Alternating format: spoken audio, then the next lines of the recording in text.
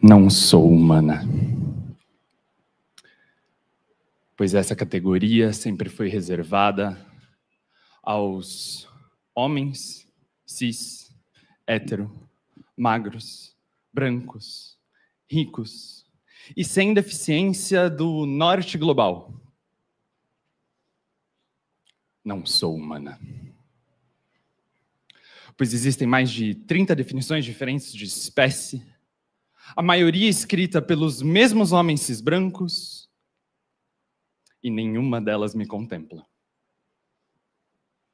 Não sou humana, pois a espécie é tão socialmente construída quanto raça e gênero, e pelos mesmos homens cis brancos utilizada enquanto ferramenta de opressão estrutural e estruturante à colonialidade capitalista. E Audre Lorde me ensinou: as ferramentas do Senhor jamais derrubarão a casa grande. Não sou humana. Pois aprendi com Maria Lugones que humano-animal é a dicotomia central da modernidade colonial e que veio acompanhada de outros binarismos. Homem, mulher, cultura, natureza, civilizado, selvagem. E Greta Gard bem apontou um dos lados, o dele sempre superior, o outro, o nosso, sempre subalterno. Não sou humana. Pois quando dizem que sou, o que querem dizer mesmo é que sou obrigada a pagar boleto. Não sou humana, pois se fosse não precisaria tanto lutar por direitos. Não sou humana. Pois as travas, as sapas, as monas, as pretas, as gordas, as monstras, as originárias, as neurotípicas, as com deficiência, nós e todas as outras dissidências sempre fomos animalizadas.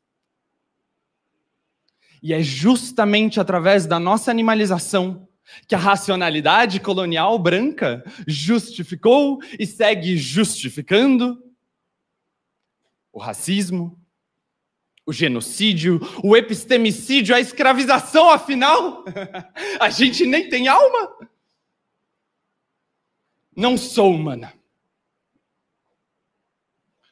Pois humano não é só espécie, é o projeto de mundo dos mesmos homens cis brancos, repetirei quantas vezes for necessário. Projeto que estampa em sua fachada desenvolvimento, progresso, tecnologia. Mas se materializa em emergência climática, colapso ambiental, violência, fome, morte, lucro, muita morte, muito lucro. Nossa morte. Lucro deles. Eles que nos apontaram os dedos todos os dias por séculos, aponto-lhes hoje o ódio de volta e grito junto com o Jota: não vão nos matar agora! Não, não vão! Não sou humana! E odeio essa ideia de que a humanidade é inerentemente boa, essencialmente boa. Parto humanizado, escola humanizada, abate humanitário. E aí, quando um deles faz merda e vocês chamam de desumano, o resto dos homens cis brancos adora, porque isso isola o problema nele e não mancha a imagem da tal da humanidade que continua branquinha, só mais um caso isolado. Não sou humana. Pois humano não é só projeto, é sistema. E é sistêmico o problema, portanto, para responder a pergunta de Okara, faço coro com Suzy Shock: não queremos ser mais esta humanidade. Cansei de tentar salvá-la de si mesma, tanto interna quanto externamente, pois Martina pontuou precisamente: salvar é humano demais. E Ailton Krenak também deu sua declaração: essa é a humanidade da exploração, da dissociação dos demais seres. E então, Assim como o geni desistiu do gênero, desisto eu agora da espécie não sou humana. E anseio pela transformação do sou em somos, pois segundo Donna Haraway, ser um é sempre devir com muitos. E mais da metade desse corpo são bactérias, vírus, fungos e arqueia. Lina contaminou mesmo nossas ideias. Nós somos coletivas multiespécie.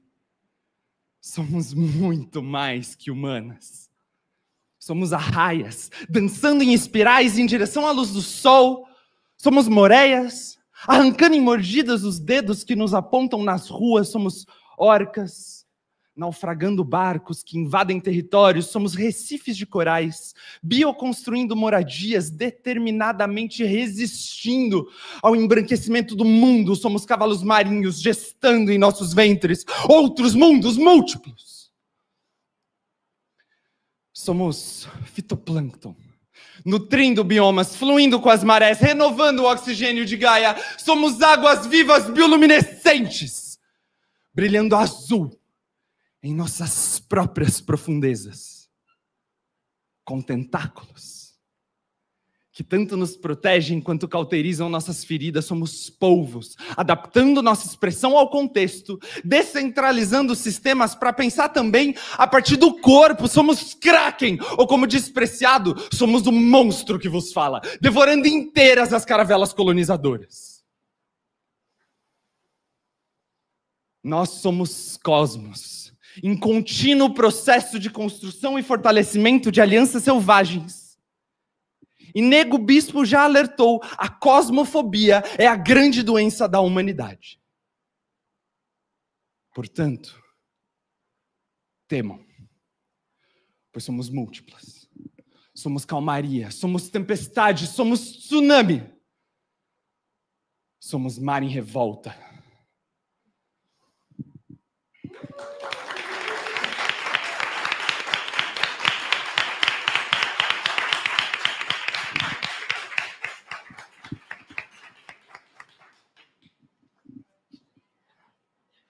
Bom, Mar, qual é o nome mesmo dessa poesia? Muito mais que humanas. Muito mais Deixa eu pegar na transmissão. Essa poesia chama Muito Mais Que Humanas, a desistência da espécie enquanto praxis decolonial. É uma poesia que eu escrevi para a Revista Latino-Americana de Estudos Críticos Animais. Ela está publicada, vocês conseguem encontrar na internet. E foi muito legal porque eu li esse livro depois de escrever essa poesia. E esse livro dialoga muito com a poesia, então mais tarde vou falar um pouquinho sobre isso também. Obrigada, gente. Tá funcionando. Bom, então, primeiro, eu acho que a gente pode se apresentar, e aí eu vou falar sobre o nosso coletivo de tradução, que se chama Cavalo. Ele é um coletivo, então, eu sempre olho, mas é o nosso coletivo anticapitalista por um veganismo acessível e livre de opressões. Nós não começamos como um coletivo de tradução, mas surgiu um grupo de estudos, depois a gente fala mais, e aí a gente acabou partindo para o estudo desse livro e decidimos, então, também partir depois para a tradução. E o nosso coletivo ele foi fundado em 2020 e nós fazemos parte da UVA, da União Vegana de Ativismo, que é um coletivo nacional. Meu nome é Priscila, eu sou uma das tradutoras do coletivo. Eu sou professora de língua portuguesa e língua inglesa e também sou doutoranda da Unicamp, do programa de Transculturalidade e Tradução.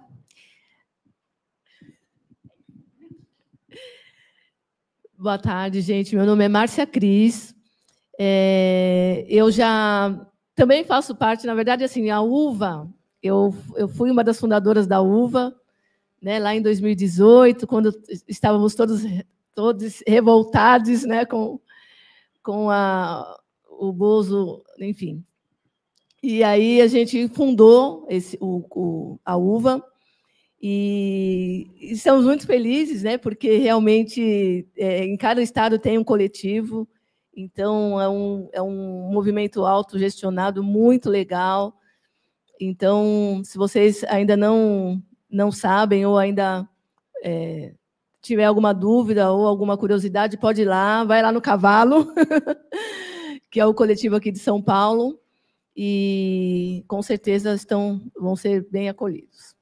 Bom, há mais ou menos uns 5, 6 anos, eu comecei a fazer uma pesquisa sobre nutricídio, com recorte à população preta e periférica, e avancei no estudo, né?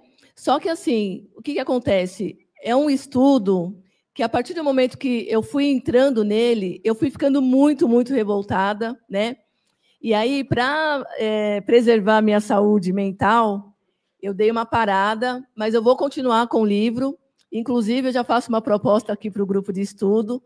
É uma literatura que não tem ainda aqui no Brasil, que o nome do livro é Nutricide, né? Que é um livro de um médico no estadunidense chamado Laila África, e é um livro, uma bíblia, um livro assim que eu já li muito do livro, e é um livro que realmente é necessário ter esse livro aqui no Brasil. Ele explica exatamente tudo sobre melanina, sobre a população, sobre por que a população negra tem algumas doenças, né? E, enfim, violência obstétrica, várias coisas. Então, é um livro assim, sensacional, e o meu sonho realmente é trazer esse livro traduzido aqui para o Brasil. Sou vegana há mais ou menos 17, 18 anos, e estou aqui para colaborar, para a gente aprender, para a gente, enfim, trocar. Fiquei muito feliz com o convite. Atualmente estou estava morando em Brasília, agora estou indo e volta, mas eu estou tentando voltar para São Paulo de novo. E é isso, gente. Espero colaborar aqui, vamos trocar ideias, tem muita coisa para a gente falar. O livro está sensacional e eu parabenizo aí todos vocês pelo livro. Márcia, obrigada por ter aceitado o nosso convite para estar aqui, para debater com a gente. Enfim, iniciei no veganismo, acho que 11 anos atrás, mas foi lá em 2020, final de 2020, que eu comecei a politizar mais o meu veganismo, e foi a partir do livro Libertação Animal, Libertação Humana, que você tem um capítulo lá, e foi a partir de você também que eu conheci o Dr. Laila África, então, assim, muito, muito honrada de estar aqui nessa mesa com você hoje. Obrigada, de verdade. Então, oi, gente, boa noite. Eu sou Mara Revolta, eu sou uma travesti não binária, uso pronomes femininos, ela, dela. Eu sou poeta, mas eu também sou militante ecossocialista pelo Subverta. Inclusive, a gente está lá fora com uma mesa com várias camisetas do Subverta à venda. Tem estampas bem bonitas lá. O Pix está na mesa, é só pegar a camiseta que você quiser e fazer o Pix. E também a gente deixou os panfletinhos aí nas cadeiras, que é do nosso dia de formação ecossocialista, que vai acontecer dia 13 de dezembro, é um sábado, e dia 13 de dezembro é Dia Nacional do Forró, aniversário de Luiz Gonzaga, então a gente vai terminar esse dia de formação com forró subversivo, então colhem, que eu acho que vai ser bem legal também. Eu também estou na mesa desse dia falando um pouco sobre negacionismo climático.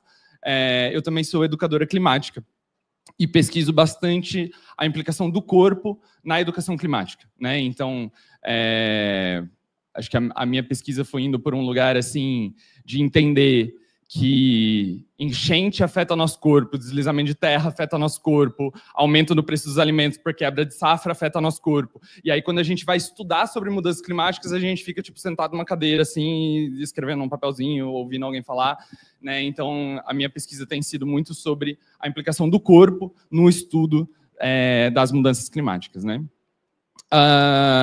Enfim, além disso, eu também tenho um podcast chamado Revolta Climática, está meio parado, mas tem vários episódios bem interessantes lá. E acho que é isso. Estamos aí para debater. Obrigada.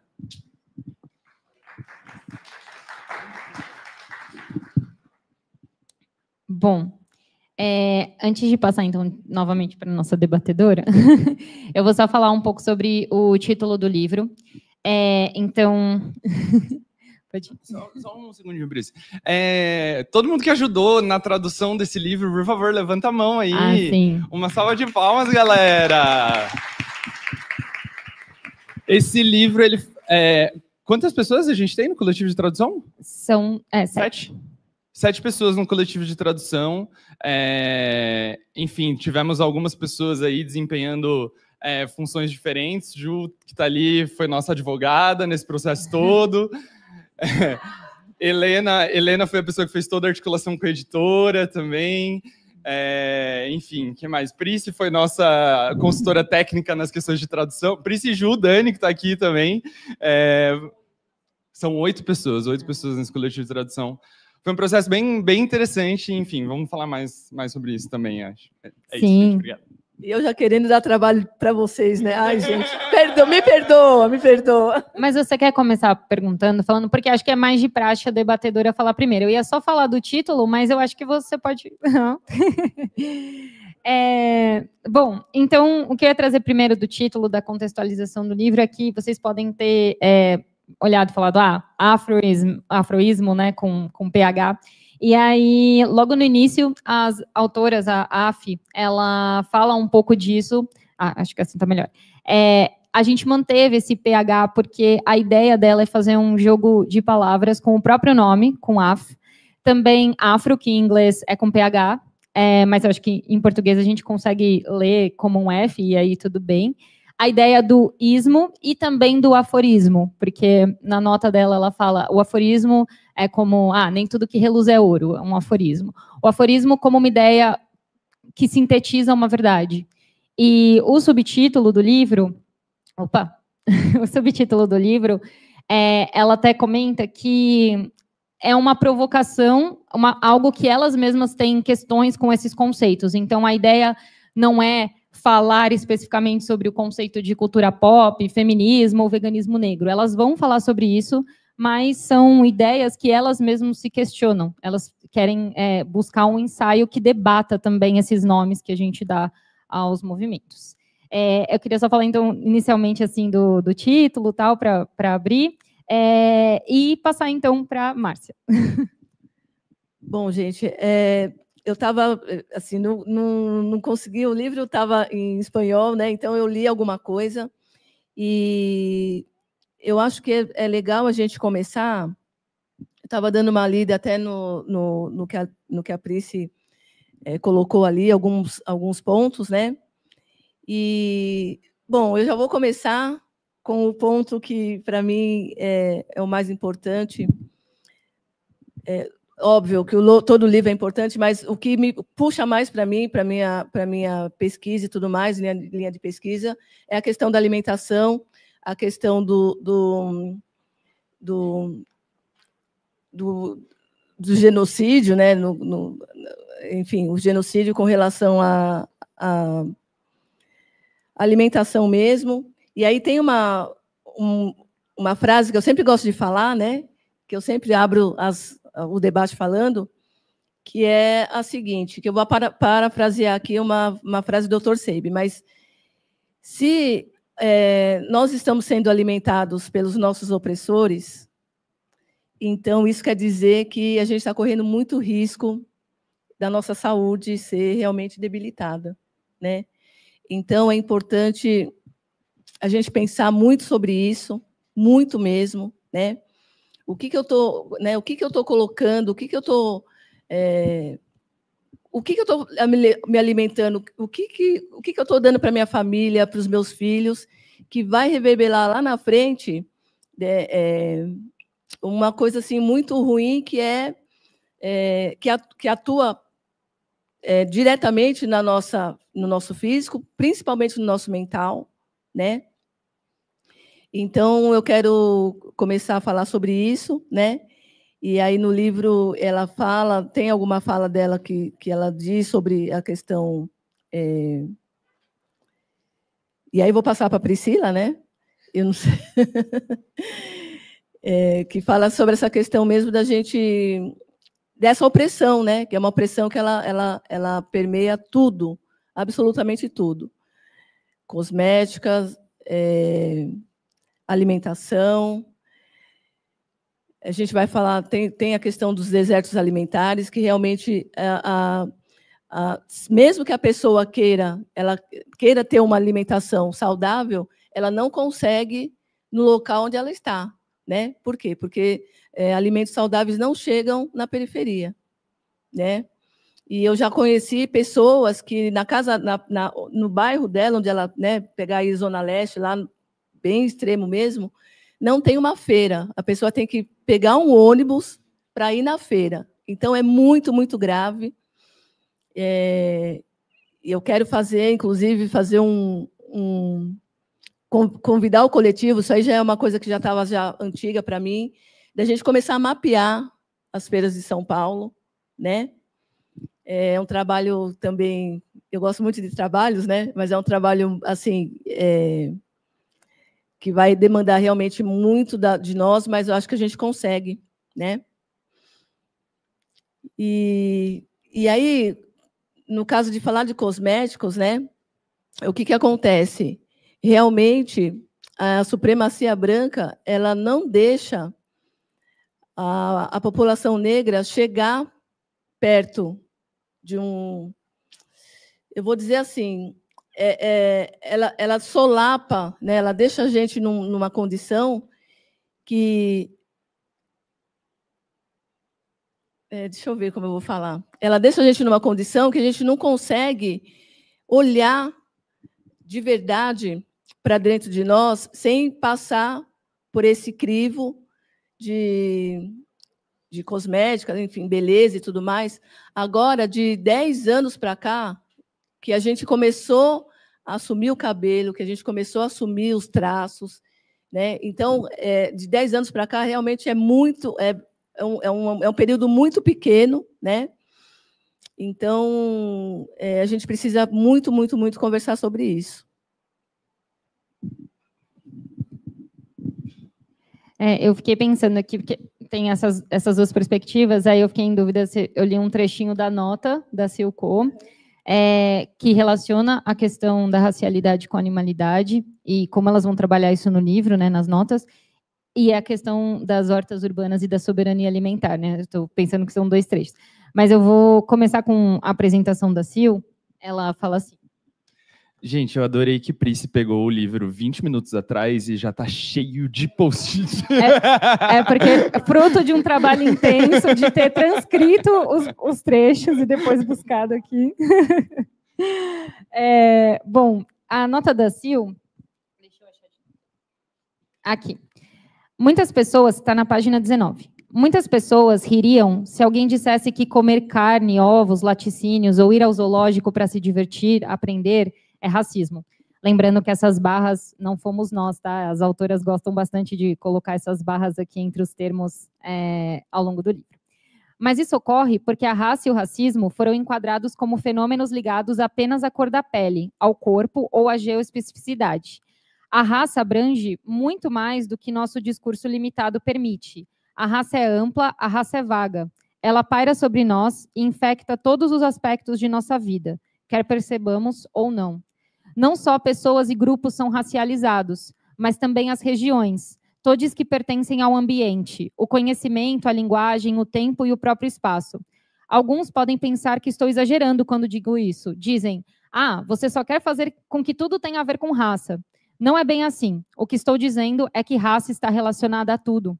Embora eu seja obcecada pela questão animal desde que me lembro e tenha passado por todas as fases pelas quais um defensor dos direitos dos animais poderia ter passado, não me ocorreu que essa questão tivesse que ser examinada juntamente com a questão racial, até que reli discursos sobre o colonialismo de Aimé Césaire.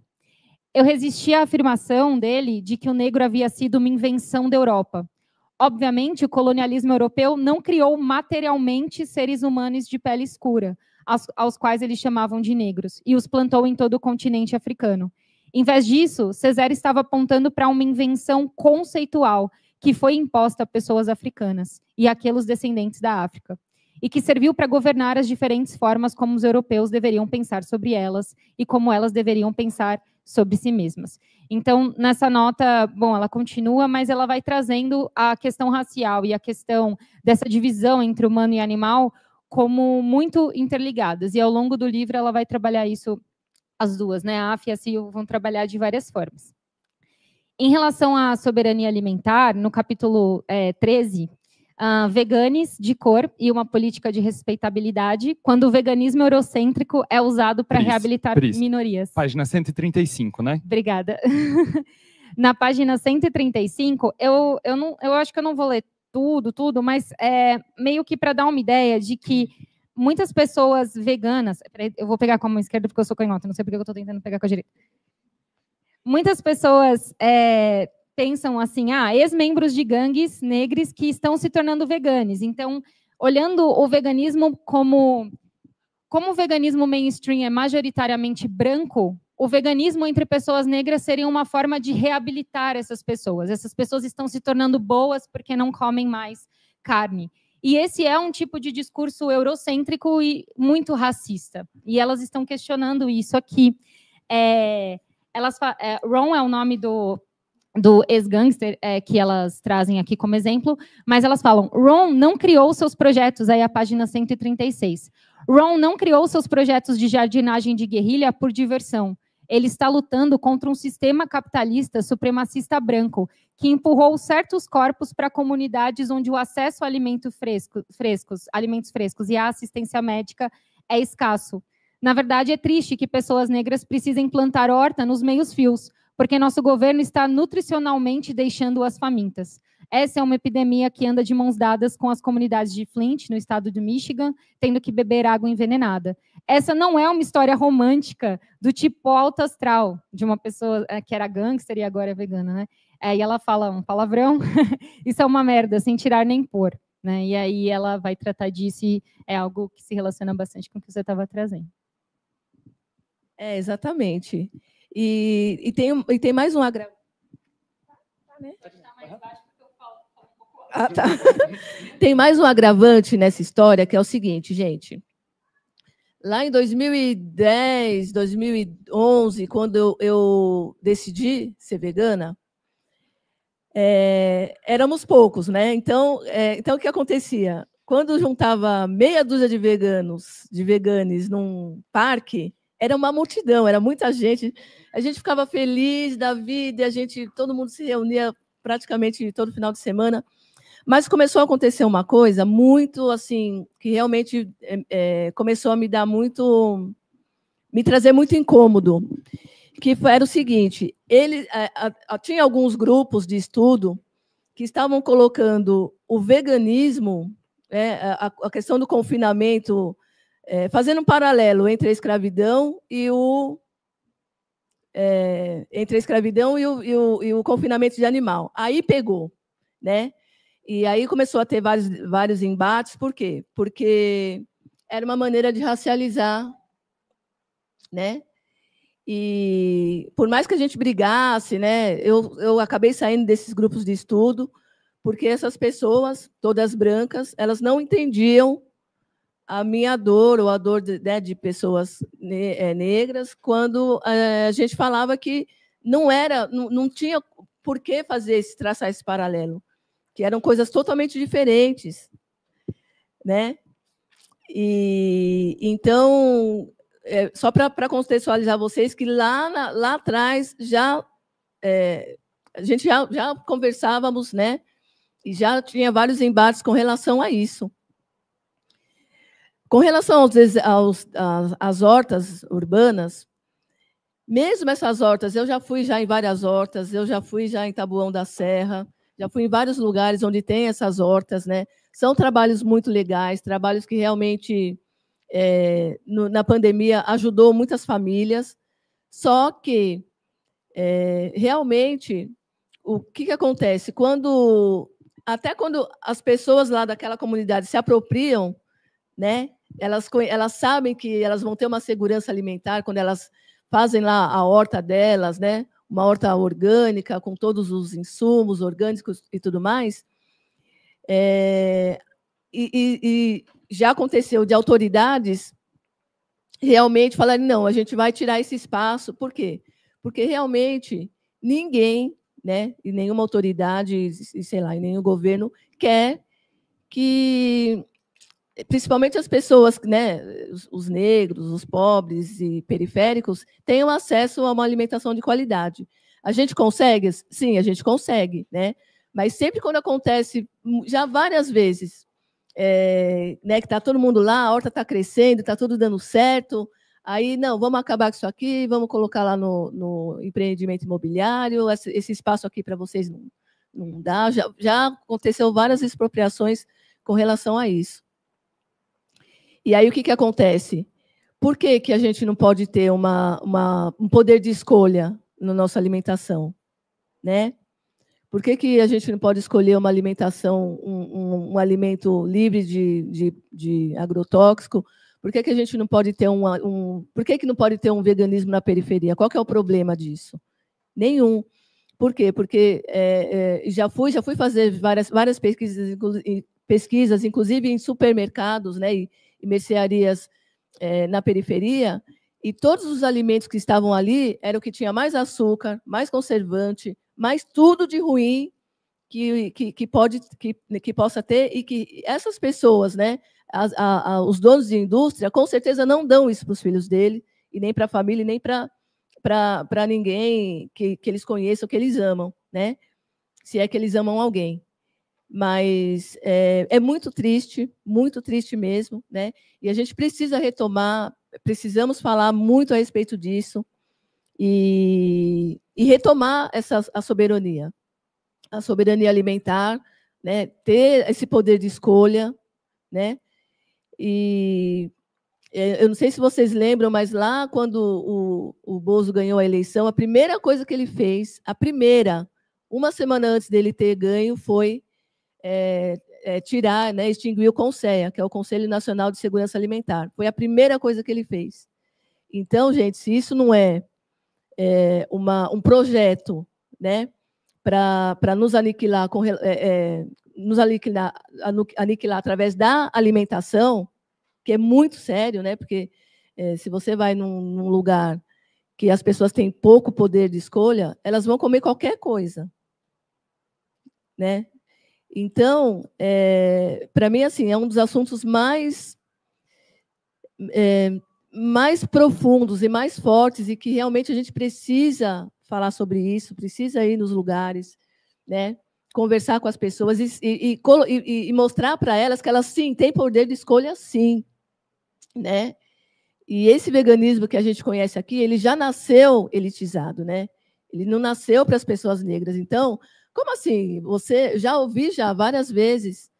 Como assim você é vegana? Que isso? Né? Como se eu não pudesse ser, né? Então, e ainda é preciso né, fazer essa desliteração. Enfim, o veganismo ele não pode ser elitizado, tem que ser realmente popular, é para todo mundo. Porque quando eu esses anos atrás todos, 17 anos, tomei a decisão, eu comia arroz, feijão, verduras e legumes, era muito feliz, e a farofa ainda, né? Então, é tudo muito simples, né? Óbvio que com a industrialização, né, com as empresas, né, tentando entrar nesse mercado, realmente elevou muito o preço das coisas, né? Aí sim, né, uma maneira de elitizar o veganismo, mas a gente não pode também deixar isso acontecer.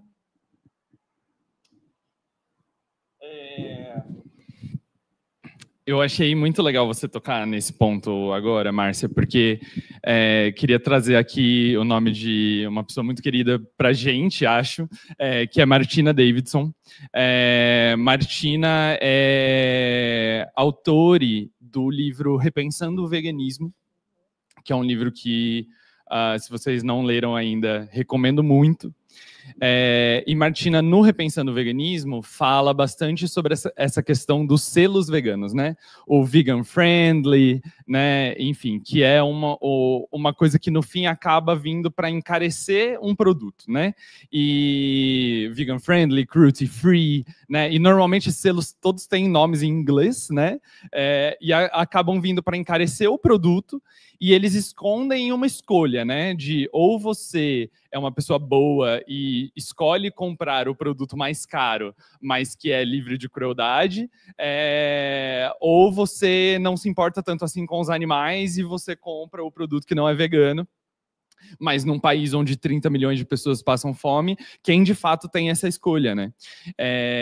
Então, no Repensando o Veganismo, Martina, inclusive, faz um resgate histórico da origem do veganismo, né? Que surge lá na Inglaterra, em contexto de guerra, com bloqueios econômicos ali rolando, bloqueios comerciais rolando com a Inglaterra. Então, muitos navios não conseguiam chegar na ilha. A Inglaterra é uma ilha, né? Então, muitos navios não conseguiam chegar e eles não tinham como produzir produtos de origem animal, então carne, gordura, né? Tudo lá. No próprio território, né? Eles tinham que importar muita coisa e principalmente não conseguiam produzir, dado que muitos dos camponeses estavam lutando na guerra, né? Então o próprio Estado estava fazendo campanhas de tipo cave pela vitória, né? Então incentivando que as pessoas plantassem comida nas suas próprias casas, nos seus próprios jardins, né? Para ajudar a alimentar a população ali naquele período de guerra. Agora, quem são as pessoas que têm espaço para poder plantar e têm tempo para poder plantar na sua própria casa num período de guerra, né? Definitivamente não eram as pessoas mais pobres, as pessoas negras, as pessoas racializadas, os imigrantes, né? Essa galera estava tudo lutando na guerra, né? Quem de fato tinha tempo para plantar comida na sua própria casa, no seu próprio jardim, eram pessoas brancas de classe alta, né? E é nesse contexto que o veganismo surge. Né? Então, no Repensando o Veganismo, Martina fala muito sobre isso, sobre reivindicarmos outros veganismos, né? Que não seja esse veganismo liberal, hegemônico, que é muito branco, muito racista, muito classista, e que, argumenta Martina, nunca teve muito a ver com libertação animal. Sempre teve mais a ver com saúde, com estética, com outras coisas, né? Um estilo de vida, assim, né? E eu tô falando bastante do Repensando o Veganismo de Martina, porque foi justamente a gente fez um grupo de estudos sobre o Repensando o Veganismo de Martina, e Martina cita muito o Afroism no livro dele. E aí todo mundo do coletivo ficou, a gente precisa ler esse livro agora, né? E aí só que é isso, esse livro não tinha em português. Ele foi escrito originalmente em inglês, né, pelas duas irmãs, Af e Silko, que são estadunidenses, e ele já tinha sido traduzido para o espanhol, por uma editora que chama 824, e inclusive a edição em espanhol é gratuita, dá para achar na internet, baixar, é muito fácil. Então a gente fez esse grupo de estudos meio bilíngue, assim, algumas pessoas que preferiram leram em espanhol, outras pessoas leram em inglês, e a gente lia antes e chegava no grupo de estudos para debater sobre o capítulo, né? Enfim, e aí queria trazer um pouco mais sobre essa questão da animalidade, da racialidade, né, e da espécie. E tem vários capítulos que tocam nisso, né? Inclusive uma curiosidade interessante também é que esse livro ele surge de um blog que as irmãs Coe tinham, tipo um site assim, e elas postavam ensaios, né, nesse blog, e o livro é um compilado disso. Então vocês vão ver que todos os capítulos têm também a data que o ensaio foi publicado nesse blog, e não necessariamente está em ordem cronológica no livro.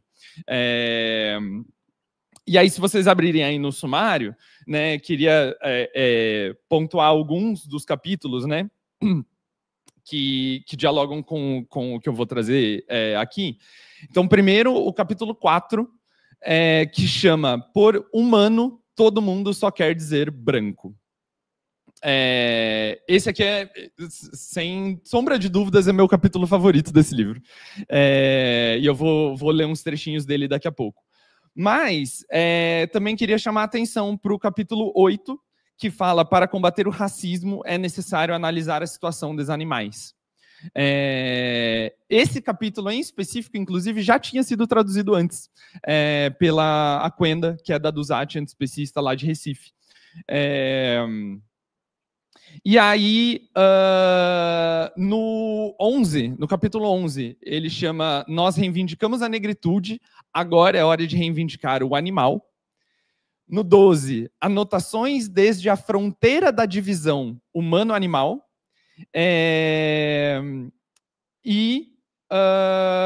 O 15 também, que eu queria pontuar, que ela fala, que chama Por que a libertação animal requer uma revolução epistemológica. Enfim, eu acho, trazendo os nomes dos capítulos, porque eu acho que só os nomes dos capítulos já dizem muito, né, sobre a construção do pensamento delas aqui. Aí eu queria ir lá para a página 125, rapidinho, só para ler o subtítulo do capítulo, e depois eu vou passar para o capítulo 4. Na página 125, o capítulo 12, que chama Anotações desde a fronteira da divisão humano-animal. O subtítulo chama Como pensar e falar sobre a opressão dos animais quando você mesmo não é tão humano. Né? Então aqui, enfim, né, começando esse diálogo aqui com a poesia que eu trouxe para abrir. Né? E aí eu queria ir lá agora para a página 55, no capítulo 4, por humano, todo mundo quer dizer branco. E, na verdade, na página 56, eu vou começar a ler um trechinho aqui, é o segundo parágrafo, que ela diz, esse capítulo é da Sil. Cada capítulo é de uma das irmãs, né, também, então é bem interessante ir vendo, assim, como que uma delas argumenta, como que a outra argumenta, né, enfim. Então, página 56, o segundo parágrafo, ela diz assim, eu costumava ser esse tipo de ativista negra, sabe? Nós somos humanos também. Mas agora eu questiono essa estratégia e quero investigá-la nesse capítulo. Percebo que a estratégia de afirmar a humanidade de alguém, humanização, é muito parecida com a da animalização. Com a animalização, estamos considerando uma pessoa ou um grupo como se fossem animais. Mas com a humanização, não estamos reconhecendo que alguém é humano. Estamos considerando uma pessoa ou um grupo como se fossem humanos. Então, meu objetivo aqui é convencer vocês de que a exigência de sermos vistos como humanos tem uma carga racial. Se animalizar pessoas é problemático, humanizá-las é ainda pior, ou é isso que sugiro. Aí eu vou pular para a página 58, o terceiro parágrafo dessa página. O domínio do humano ou da humanidade não diz respeito apenas a pertencer ou não à espécie Homo sapiens. Pelo contrário, humano significa um certo jeito de ser, especialmente exemplificado pela forma como alguém se parece ou se comporta, quais práticas estão associadas à sua comunidade e assim por diante. Então, o humano, ou o que a humanidade significa, é só uma maneira conceitual de marcar o território da branquitude europeia como o jeito ideal de ser Homo sapiens. Isso significa que as concepções de humanidade e humano e animalidade animal foram construídas segundo termos raciais. O que agora é entendido como biológico era, na verdade, a autoconcepção dos brancos europeus e o que acreditavam ser do resto do mundo natural, a fim de tornar esta autoconcepção uma verdade. E eu acho que aqui eu também queria colocar ela em diálogo com a Maria Lugones, né, que eu cito, inclusive, nominalmente na minha poesia. A Maria Lugones é uma feminista argentina, e Maria Lugones fala sobre esse binário, esse binarismo humano-animal ser a dicotomia central da modernidade colonial. Né? Então ela fala que esse binarismo, né, essa separação entre o que é humano e o que é animal, não existia aqui nesse território, Abya Yala, né, nas Américas, América do Sul, América Central, América do Norte. essa separação não existia aqui nesse território até a colonização chegar, né? Então, a colonização chega com essa separação entre humano e animal, chega, inclusive, com outras separações, como, por exemplo, cultura-natureza, civilizado-selvagem e homem e mulher, né? Então, aí a gente começa a falar sobre gênero também, né? A gente estava falando até agora de espécie e de raça, mas agora a gente começa a falar sobre gênero também, né? Então, a branquitude europeia chega nesse território para colonizar esse território, trazendo todos esses binarismos, né? Inclusive o de homens e mulheres. E homens e mulheres, essa ideia de gênero é reservado para os humanos, que são os brancos europeus.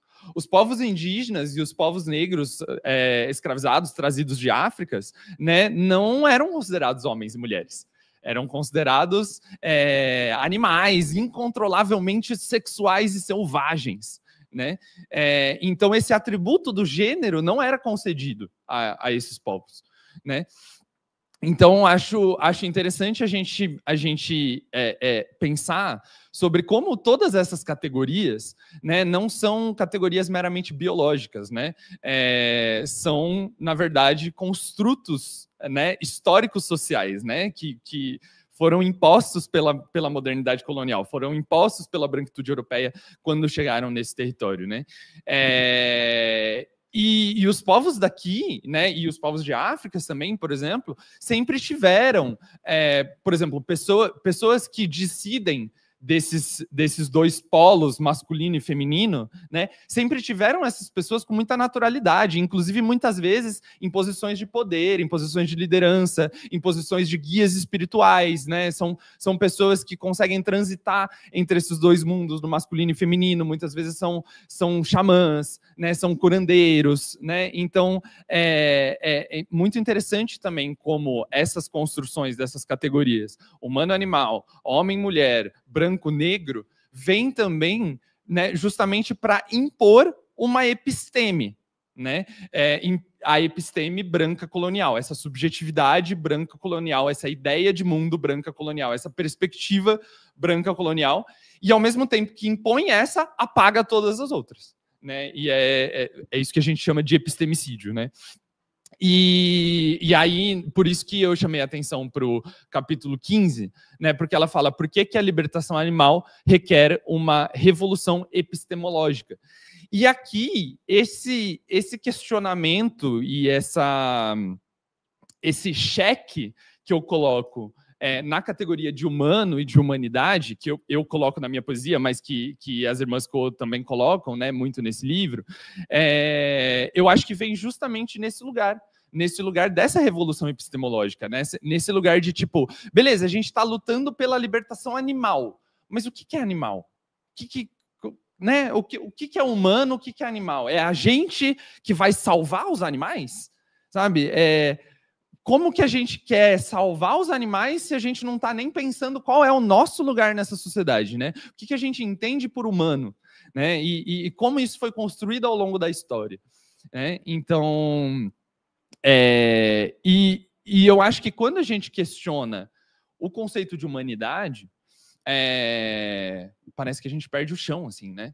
Tipo, nossa, mas se nem humano mais eu sou. E a gente não está falando de biologia, né? A gente não está falando de DNA, de genética, não é sobre isso que a gente está falando, né? A gente está falando sobre o que esse corpo, independente de quais características genéticas, físicas e tal que ele tem, né? Mas esse corpo que tem normalmente 2 pernas, 2 braços, sabe falar, sabe fazer conta, enfim, essas coisas aí. O que esse corpo pode ou não fazer? É sobre isso que a gente está falando, né? O que esse corpo cresce, quais sonhos esse corpo cresce sonhando, né? Quais sonhos são a gente é ensinado a poder ter ou não, né? Que na episteme colonial branca é basicamente casar, ter filho e, sei lá, ter uma casa e morrer depois. Né? Não sei, assim, são sonhos bem, não sei, pobres, assim, né? E é isso, eu acho que questionar esse conceito de humanidade faz a gente perder o chão um pouco. Mas aí, como elas são muito maravilhosas, o capítulo 5 chama justamente por que a confusão é necessária para a evolução do nosso ativismo, né? Porque ela fala justamente, se a gente já tem todas as respostas para tudo, então por que a gente não fez evolução ainda? Né? Eu acho que essa confusão, esse não saber o quê, esse se eu não sou humano, eu sou o quê então? É justamente aí que a gente quer chegar. É justamente nessa confusão, né? Porque eu acho que aí a gente começa a pensar novas respostas e novas possibilidades e novas estratégias para combater a colonialidade e o terricídio, para citar o livro da Moira Milan, que eu e Ju fomos no lançamento ontem, que é justamente essa exploração desenfreada, né, do planeta, dos chamados recursos naturais, que são vistos meramente como objetos apartados de nós, que somos humanos e que somos essa coisa, essa espécie, essa única espécie que... E aí, reticências, né? E aí coloque aqui qualquer coisa que valha para a pessoa que esteja falando essa frase, né? Eu acho isso muito engraçado, inclusive, né? Que muitas vezes eu vejo as pessoas falando assim, porque os humanos são a única espécie que blá, blá, blá.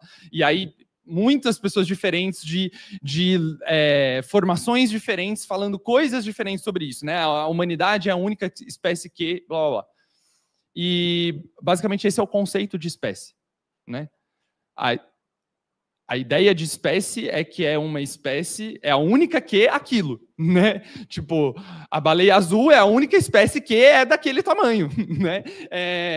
Ser a única espécie que é alguma coisa não faz a gente melhor, mais evoluído, né? Enfim.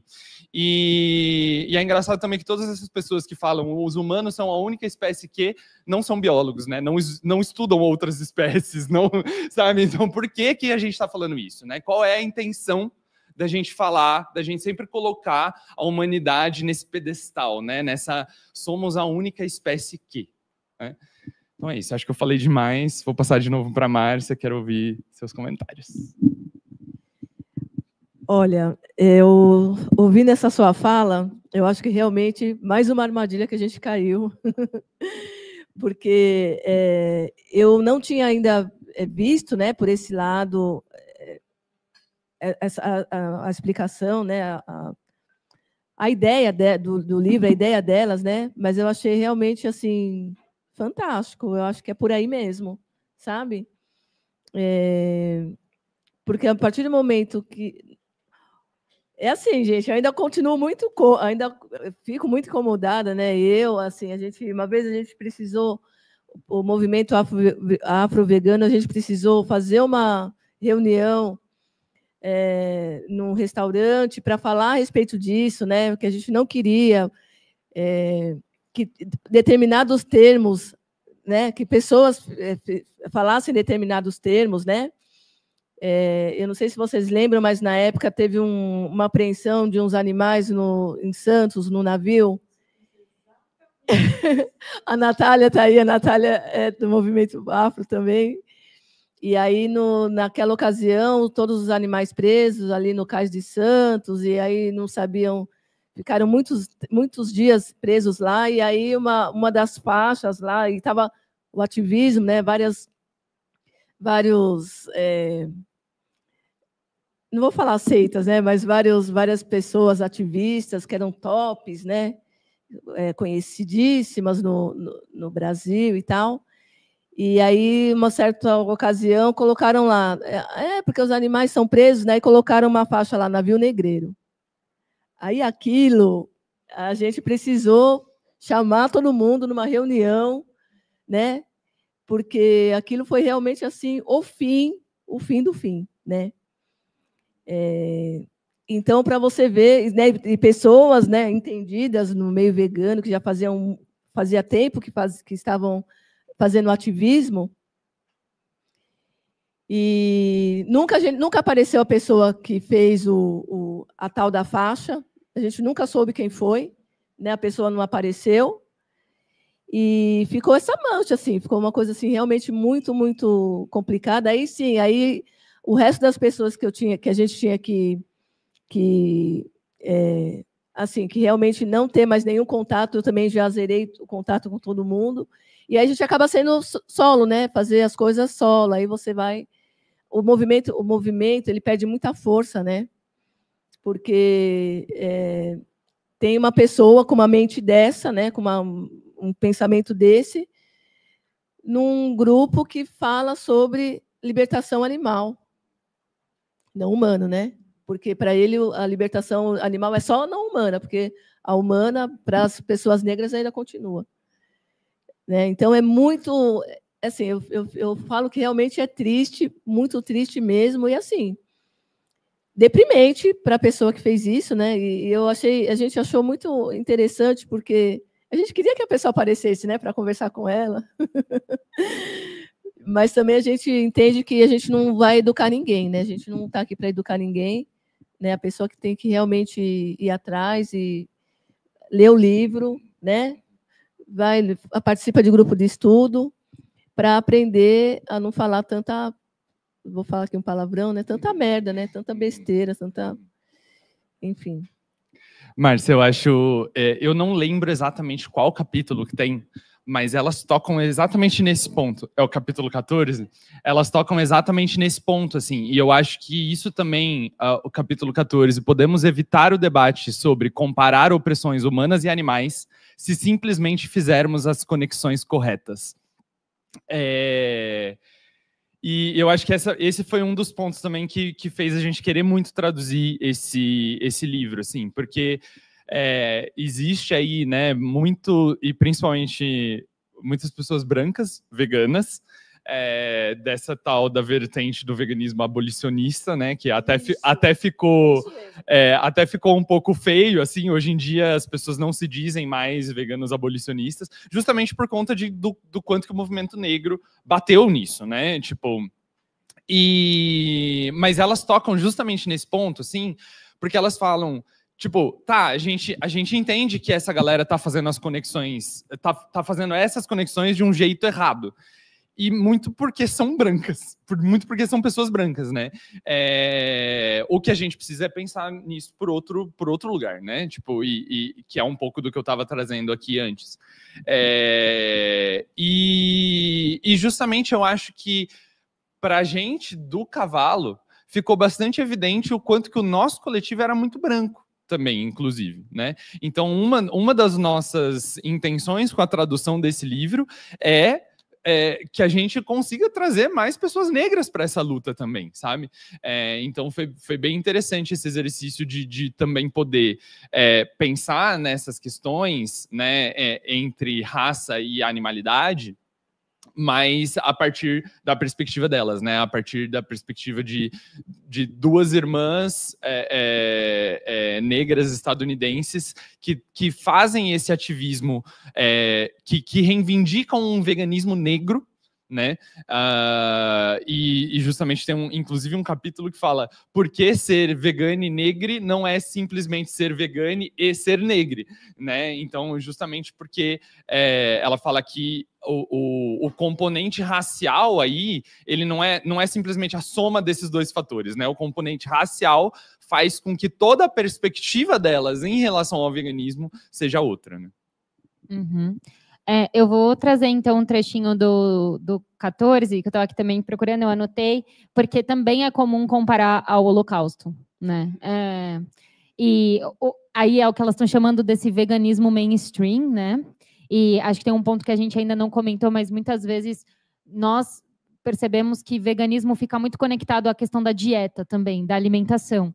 E o livro, esse livro, né, que a gente traduziu, assim como os escritos também da Martina, veganismo é antiespecismo, né? Então, às vezes, a gente até muda o termo e começa a falar mais de antiespecismo para desvincular um pouco dessa ideia do veganismo branco e da alimentação, que tem essa origem, a palavra veganismo, que tem essa origem em 46 com a fundação da Vegan Society.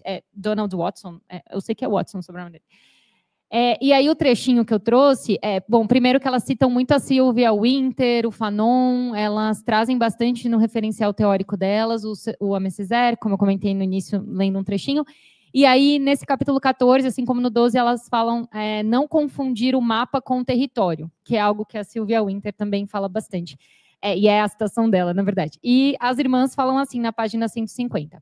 A humanidade que é inventada numa narrativa é a mesma humanidade inventada na outra. Então, tanto na noção de animal quanto na noção de humano. Essa humanidade inventada. Se quisermos fazer uma conexão, essa é a conexão que devemos fazer. Na verdade, não estamos comparando nada com esse tipo de pensamento. Estamos observando uma origem comum. A conexão que fazemos não é estabelecida nas próprias opressões ou nos corpos oprimidos. É perceber que estamos errados ao nos concentrarmos em corpos de humanos ou de animais, ou no que esses corpos e almas enfrentam ao serem oprimidos, quando queremos fazer conexões. Só precisamos nos concentrar e destacar o humano, né, a problematização desse conceito de humano em ambos os casos. Bom, eu acho que é isso. Aí ela também traz uma citação da Glória Anzaldúa. E eu vou voltar para a parte do feminismo, que Mar trouxe também, da questão de gênero, né? E, assim, as irmãs, elas tratam feminismo e mulher aqui de uma forma mais genérica, elas usam só mulheres. Mas eu acredito que o que elas trazem pode ser colocado num ambiente tanto cis quanto trans, assim, né? No feminismo trans e no feminismo cis. E aí elas têm no capítulo 6, Mulheres, Beleza e Natureza.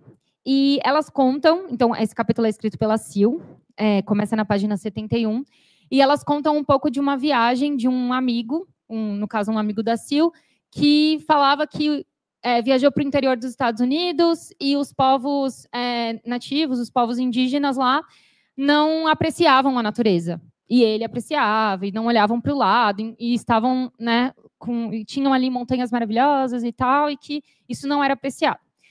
E aí, eu acho interessante, porque a Sil, ela vai conectar isso com essa ideia de que nós somos distantes da natureza, e que ver essa beleza também faz parte da binariedade homem-mulher, como sendo o homem um referencial universal, o homem cisgênero, a gente olha para a mulher como o outro, a outra, a estranha, a bela, a distinta. E então, para ela, essa relação que se tem com a mulher, essa obsessão também da beleza, que se tem em a mulher ser bonita, ser bela, exótica ou algo assim, é a mesma relação de divisão, de dicotomia nessa separação homem-mulher e também natureza, ser humano, né?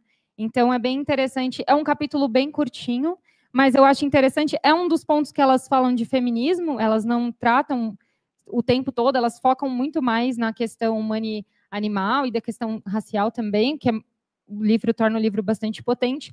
Mas eu acho que nesse capítulo 6 é interessante como elas buscam também questionar esse conceito de natureza como algo separado de nós e que a gente tende também a exotizar esse espaço, assim como a gente também exotiza as mulheres e busca beleza nas mulheres e tudo mais. Não vou, acho que ler um trecho, porque deu para sintetizar bem essa parte, e é isso, vou passar para você, Márcia. Bom, gente, eu realmente, assim, essa parte do livro que fala sobre os gêneros, né, é muito, muito interessante, porque, e outra, né, essa coisa que você falou agora, né, de, eu tô me vendo na outra, né, essa dicotomia, fala assim, ela é isso, ela é bonita, ela é assim, ela é magra, me faz pensar que a gente pode, de repente, dar um avanço, né? Eu não sei se é possível, mas eu já estou imaginando aqui um avanço de realmente a gente a gente se enxergar realmente como no mesmo nível, né? Para tirar essa coisa do homem e mulher, né? Feio, bonito, mas eu sou romântica, né? Eu acho que em 10 anos tudo vai ficar belo e todo mundo vai ser vegano e né? E aí vamos ter saneamento básico no Brasil. Eu acredito, mas eu acredito que a gente pode realmente dar um passo realmente para a gente ter né, para eu ter e a gente ter assim um olhar diferente, sabe? Porque a partir do momento que a gente tiver um olhar diferente, mas um olhar no mesmo nível, mas no mesmo nível que eu digo de pensamento, de você, né, de eu olhar para aquela pessoa e falar assim, opa, peraí, não tem nada de diferente aqui. E aí a gente nivela tudo isso, aí acaba o preconceito, aí acaba eu e ela, eu e ele, sabe? Mas para isso realmente é preciso que a gente avance e tenha mais debates e realmente vá para os lugares. Eu acho que isso é muito importante, sabe? A gente está aí com as redes, né? Então, vamos falar mais sobre isso, vamos chamar as pessoas. As pessoas não podem ir, a gente tem que fazer aquele esquema de colocar a mesa ali no centro da cidade e falar assim, ó, vem aqui, vamos conversar aqui, vamos ver o que você acha, né? E ter essa proximidade. Essa proximidade é muito importante para que realmente a gente avance nesse pensamento, que a gente realmente avance, que a gente cresça tendo outros tipos de pensamentos que realmente e procedimentos, né, e situações que realmente a gente consiga dar um avanço mesmo em direção a um outro futuro, a uma outra coisa, sabe?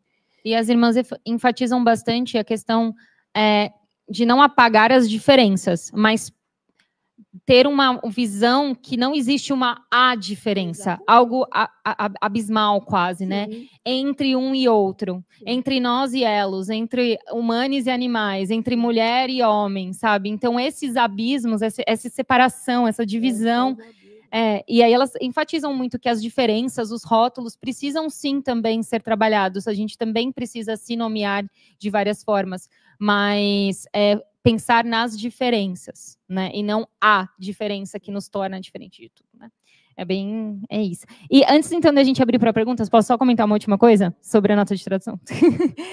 Vocês vão perceber que no nosso livro a nossa voz está nas notas da tradução, está no prefácio também da tradução, mas talvez vocês percebam que nós falamos um pouco, tem uma nota específica sobre pessoas marrom, porque ao longo do livro a gente não quis, a gente quis manter alguns termos, como pessoas de cor, a gente manteve, porque também Tatiana Nascimento, Stephanie Borges, as outras tradutoras estão buscando manter o termo também, e non-white, então não brancas, a gente não quis padronizar tudo para pessoas racializadas, a gente não quis fazer esse padrão, já que elas não traziam, e elas traziam uma variedade de termos.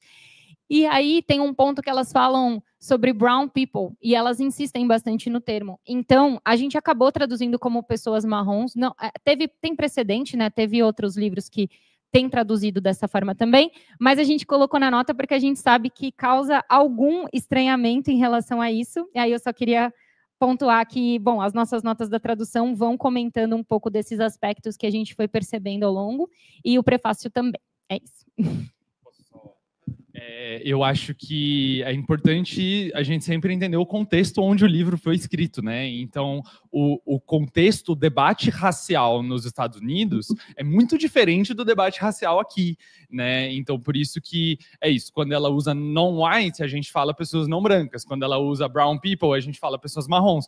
Não necessariamente esses termos no movimento antirracista do Brasil vão se traduzir exatamente, sabe? Tipo, a gente nem... no resto da América Latina, principalmente Argentina, eu sei que existe um movimento de pessoas marrons. Só que daí é outra coisa, não tem nada a ver com brown people lá dos Estados Unidos, né? Então, acho que é bem importante, tipo, ter esse olhar atento para isso, assim, quando ela está falando sobre esse debate de raça. Vamos abrir? Vamos abrir. E a gente pontuou que isso ajudaria a um debate mais amplo. A gente não quis se limitar a uma categoria contextualizada no Brasil de pessoas pardas, por exemplo, que também é muito problematizado. Então, a gente quis expandir um pouquinho para o contexto estadunidense, e aí as pessoas podem pesquisar também esse brown people. E é isso, vamos abrir.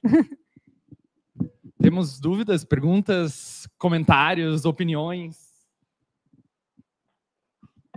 Olá, tudo bom? Boa noite.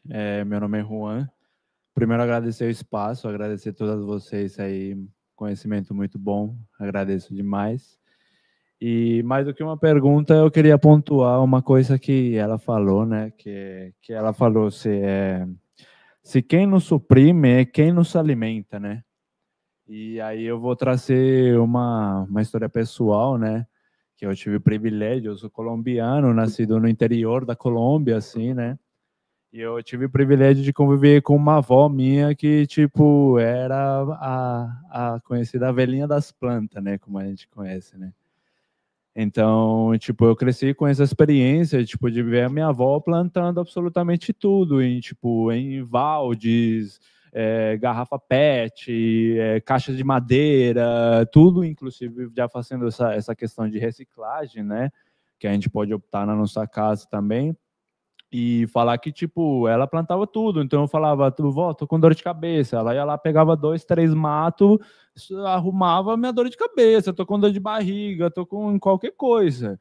Então, tipo, acho que a gente tem que resgatar de novo essa cultura nossa, tipo, de plantio em casa. Tipo, tem muitas plantas que são muito agradecidas, que só com questão de água, tipo, batata doce, mandioca, feijão, são questões que a gente pode plantar dentro da nossa casa, já tendo essa reciclagem também, onde a gente pode se livrar um pouco também dessa dependência. Tipo, a gente acostumou muito a questão da facilidade, né? Tu pensa, quero tal coisa, vai no mercado, lá tem. Isso é outra coisa. Orgânico não necessariamente é sinônimo de ecológico. Tipo, a gente tem que pensar que existe muito a questão da monocultura, que, tipo, mesmo sendo orgânico, é prejudicial. Então, a gente plantar nossas próprias alimentos, tipo, coisas simples, temperos, tomate, coisa que dá para ter num vaso, né? Coisas que você achar na rua, é primordial. Então, eu queria falar para a gente tentar incentivar as pessoas, nossa família, nossos amigos, a tentar depender um pouco menos dessa questão, tipo, da alimentação, que eu acho fundamental e acho muito importante tu que comentou sobre isso. Então, muito obrigado e agradeço a todos vocês que compareceram, né? E dar os créditos para as tradutoras aí, minha mulher, muito obrigado, e é isso. Mais alguém, gente? Vamos fazer uma rodadinha e aí a gente volta para a mesa? Quero só me apresentar. Meu nome é José Nélio Fernandes Vieira. Meu nome é José Nélio Fernandes Vieira, tenho 56 anos e eu me sinto aqui humilhado porque eu sou colonizador. Eu sou português, nascido na Ilha da Madeira. Eu me senti... Quase que eu saí correndo aqui, se vocês me descobrirem. Porque eu sou nascido na Ilha da Madeira e, para um pouco de história, segundo alguns relatos, a Ilha da Madeira foi o berço da escravização comercial que Portugal introduziu nas Américas. Começou por lá. Então, só para contestar, quero só enriquecer um pouquinho mais essa colocação aí. E o livro, eu estou lendo aqui, vai ser maravilhoso. E, além do mais, eu sou um militante pequeno do MTST, e vim aqui também para colaborar um pouquinho, e a gente estamos tentando colocar uma frase que o governo Lula está pontuando agora. Segundo ele, nós saímos do mapa da fome.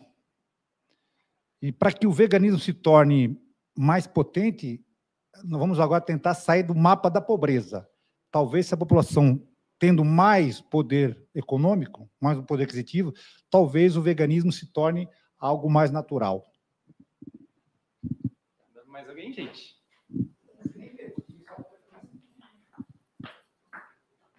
Oi, gente. Boa noite. Meu nome é Ju. Eu queria fazer um comentário. A Márcia falou de quando a gente estiver no mesmo nível, né? O sonho, daqui 10 anos já, amanhã, a gente está se falando no mesmo nível.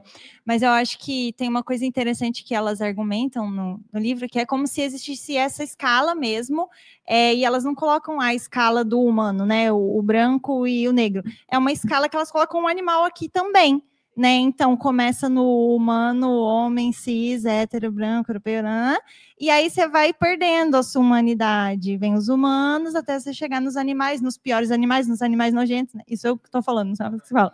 Mas tem a própria escala dentro dos animais, né? E elas argumentam como que você só é digno, você só tem seus direitos, quanto mais você se aproxima desse ideal de humano, quanto mais você se aproxima do branco. E elas usam uma diferenciação que eu acho bem legal, assim, que elas falam de vidas negras e de vida negra com V maiúsculo, porque elas comentam do movimento Black Lives Matter, né? Vidas negras importam, que é nesse contexto de vidas físicas, né? Vida e morte. E aí elas falam, a gente tem que falar de vida, com V maiúsculo, de vidas negras, que é a vida, é o ser vivo, o estar vivo, o viver diferente, que não é essa vida branca que a gente quer atingir, porque senão a gente vai ficar sempre tentando escalar, e escorregando e caindo e pisando na nossa cabeça, a gente nunca vai alcançar esse patamar que é inalcançável, né? Então elas falam, tipo, para a gente falar não só de vidas físicas, muito importante, porque é nesse nível que nós estamos, infelizmente, de vidas físicas, mas da gente falar mais da vida com V maiúsculo, né? Do viver, dos modos de vida diversos, né? E entra, acho que esse contexto de valorizar os modos de vida também, para a gente não precisar ficar nessa escala aqui e viver tudo isso aqui, né? Em outro patamar, não assim, hierárquico, né? Era essa observação que eu queria fazer. Mas alguém quer falar? Gil?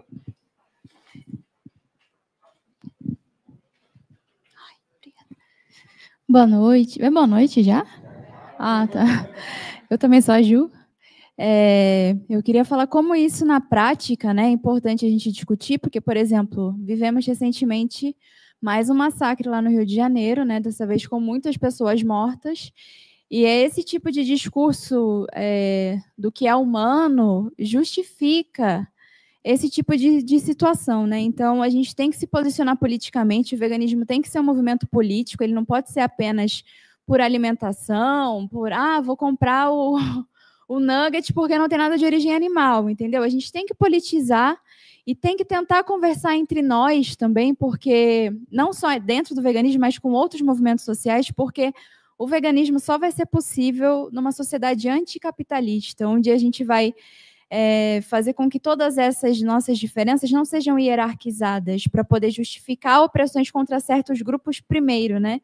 Então, a gente vê que as pessoas nas favelas, as pessoas negras, que desde a questão da escravização dessas pessoas passam por um processo de desumanização, como eles chamam, é justamente para justificar esse tipo de ação. Então, para a gente ver como, na prática, é importante a gente discutir e trazer aqui para o Brasil esse tipo de debate dentro do veganismo, porque a gente escuta muito, né? O veganismo é só sobre os animais.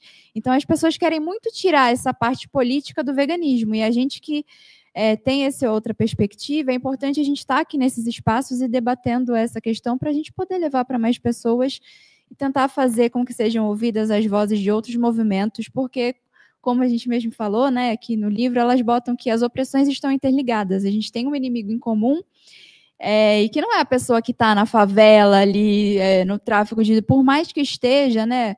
Quem que está ganhando dinheiro com isso, né? Aquela parte é muito importante. Siga o dinheiro que a gente vai ver quem são os verdadeiros responsáveis, né? Porque a abordagem nas favelas e na Faria Lima é diferente. Por que que uma pessoa presa que está tentando sobreviver ali, eles falam que é mimimi e outras coisas, mas por que que a vida dessa pessoa vale menos do que a vida de uma pessoa que estava de tornozeleira eletrônica e agora não pode ser preso por quanto mal essa pessoa causou também, né? E qual é o peso diferente que tem para cada tipo de vida. Então, acho que na prática é um pouco isso também que a gente precisa debater dentro do veganismo. Gente, as últimas duas pessoas que falaram são... Peraí, rapidinho. As duas últimas pessoas que falaram são duas das nossas três... Da Julianas, da nossa setorial de Jus, que traduziram o livro. A terceira está ali. Então, temos 3 Julianas traduzindo esse livro. Trea? Oi, gente. Meu nome é Trea. E eu também queria só comentar, né? Só comentar. Mas é porque em vários momentos... Primeiro, obrigada por tudo isso, que foi incrível, estou adorando. Eu ouvi a Mar falando desse livro, assim, um tantão. Estou muito curiosa para ler. E nessa discussão, eu lembrei muitas vezes de um livro que chama Coro Imperial, que é da Anne McClintock, que é um livro que fala justamente sobre como a colonização criou uma forma de relacionar gênero, raça e classe? Eu acho que sim. Gente, eu acho que não é, mas esqueci. Mas que, enfim, que é um jeito especial da colonização, né? E aí, uma das coisas que ela fala logo no primeiro capítulo, é um livrão assim, né, gigantesco, eu não li tudo, mas ela fala logo no começo sobre as representações da terra virgem, né, quando nas grandes navegações, e como essa terra era representada como uma mulher, muitas vezes, porque assim como uma mulher, a terra que tinha os povos originários, né, e os povos em si, estavam lá para serem conquistados pelo homem branco. E só para isso, e para serem, tipo, docilizados pelo homem branco, né? E aí eu lembrei na hora que você falou também, tipo, é isso, os africanos são selvagens e as mulheres, nossa, tem uma... Eles só transam o tempo todo e não sei o quê. E, tipo, como é isso, né? Sei lá, isso é algo que... Ela não fala necessariamente de especismo, mas basicamente como a colonização colocou tudo que não é o homem branco europeu como algo que precisa ser dominado e algo que precisa ser controlado, né? E é isso. É isso. Dali, obrigada. Vamos voltar para a mesa, então, e aí eu acho que a gente já faz um fechamento, pode ser? Você quer começar comentando, Prisci? Nossa, é que vai ser um comentário bem breve, mas essa perspectiva da bestialização e da domesticação, né, ela passa muito pelo corpo das mulheres, pelo corpo das pessoas racializadas, então é uma perspectiva de dominação colonial e as irmãs trazem, não necessariamente isso no livro, mas é para a gente ver o quanto o especismo está lá, mesmo quando a gente não está falando de especismo, porque esse espaço da domesticação é muito antigo também e parte, né, dessas relações patriarcais, e aí vão gerando. Enfim, é isso. Posso ir agora? E aí você finaliza, Márcia? Tá, beleza. Gente, primeiro, obrigado a todo mundo que contribuiu, muito gostoso ouvir vocês também.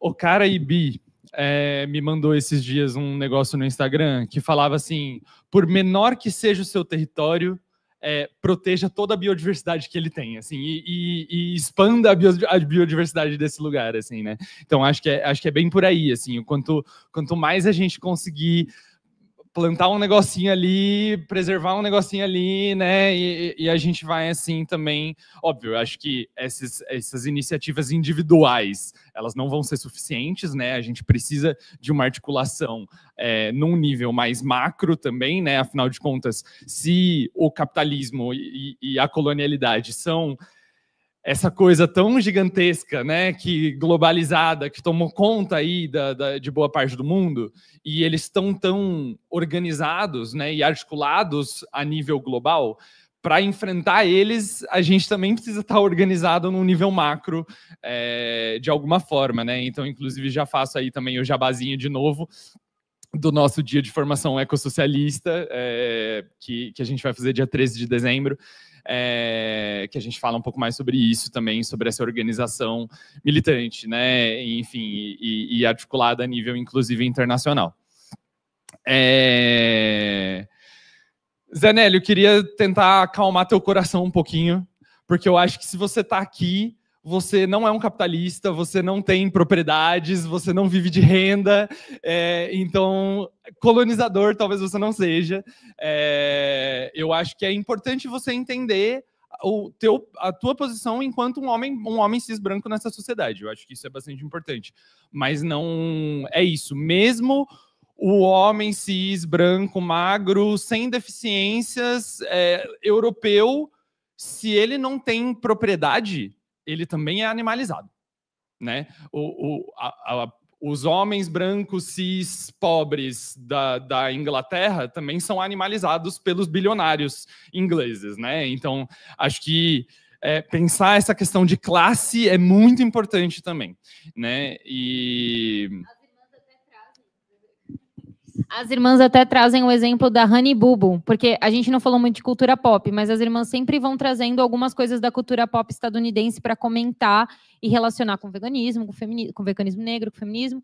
E elas comentam que, por exemplo, pessoas do interior dos Estados Unidos tendem ou pessoas que vivem em trailers, né, pessoas caipiras estadunidenses, são alvo de reality shows, e esses reality shows são muito assistidos porque elas também são animalizadas, elas são vistas dessa forma também. Então, acho que entra nesse mesmo espectro de que são pessoas brancas que também, por não serem grandes capitalistas, por não estarem nessa noção de humano mais alta, desse homem humano, branco, humano, enfim, rico, elas também passam por isso. Então, não é só uma questão racial ou de cor que elas estão falando. Sim. Sim, exato. E é isso, eu acho que tipo, é importante você reconhecer esse teu lugar como um homem branco, sabe? Mas também entender que você não é nosso inimigo, sabe? É isso, né? Acho que a nossa luta é contra uma outra classe, que inclusive é uma classe muito minúscula, né, gente? Só existem 2.781 bilionários no mundo. 2.700 é uma festinha média. Não, isso é fake news. Isso é fake news. O Elon Musk acabou de passar a marca de 500 bi. Ainda tem metade para ele chegar em 1 trilhão, tá? Então tomem cuidado com isso aí, galera. O que aconteceu foi que o conselho diretor da Tesla aprovou uma meta de conseguir fazer ele ser um trilionário, se tornar um trilionário. Mas ele não se tornou ainda.